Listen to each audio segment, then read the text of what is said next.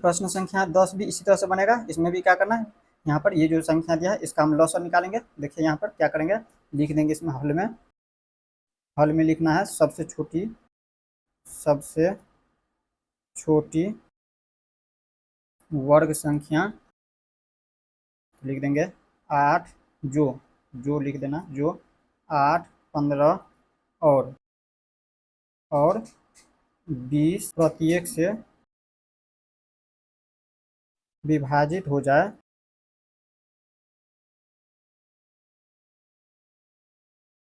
वह संख्या इसका लॉस होगा। लिख देंगे वह संख्या इनका लॉस होगी, लॉस यानी कि लघुत्तम समावर्तक होगी। तो देखिए इसका हम एलसीएम लेकर के देखेंगे, लघुत्तम लेकर के देखेंगे।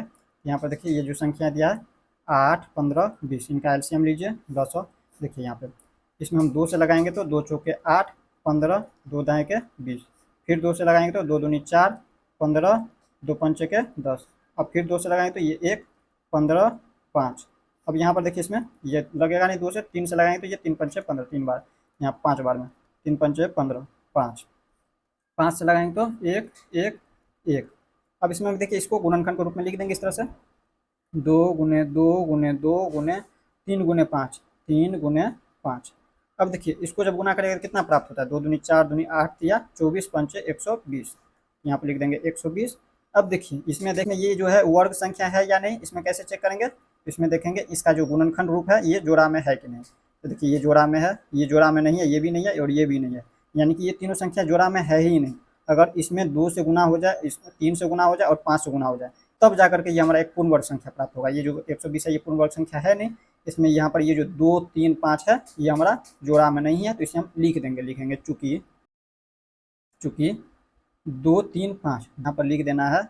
ये जो दिया हुआ 120 का अभाज्य गुणनखंड, 120 का ये जो अभाज्य गुणनखंड है, अभाज्य गुणनखंड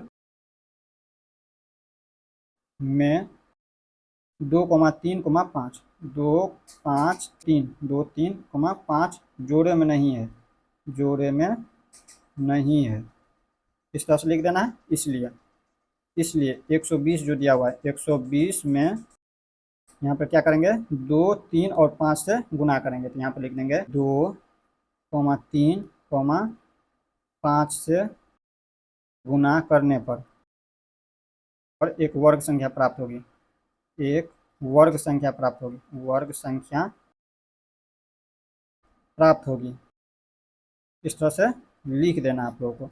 अब इसको गुना करके देखिए 120 में हमें क्या करना है, इन संख्याओं से गुना करना है, तो ये हमारा एक वर्ग संख्या हो जाएगी। 120 में 2 गुने 3 गुने 5 और इसका जब गुणनखंड रूप लिखिएगा तो वो हमारा एक पूर्ण वर्ग संख्या हो जाएगी। इसको गुना करिए सिंपल में, देखिए इसको कैसे गुना कर देना है, इसको 120 रहने दीजिए, बड़ा हो जाता है संख्या, इसमें तीनों को गुना कर दीजिए। 5 को 3 से गुना करें तो 5 तिया 15, 15 को 2 से गुना करें तो 30, यानी कि 12 को गुना कर देना है 3 से, तो 12 तिया के 36, और यहाँ पर हम 30 था, एक शून्य उसके लिए, और यहाँ पे इसमें हम 12 से गुना किए थे, इसमें ये शून्य बचा हुआ था, ये शून्य उतार देंगे, यानी कि 3600 हो जाता है जब इसको गुना करिएगा तो यही 3600 जो प्राप्त हुआ है ये सबसे छोटी वर्ग संख्या हो जाएंगे जो इनसे विभाजित हो जाएगा। तो इस तरह से आप लोग प्रश्न संख्या 10 को भी देख लिए। नेक्स्ट वीडियो में हम लोग इनसे आगे देखेंगे, तो मिलते हैं नेक्स्ट वीडियो में। जय हिंद।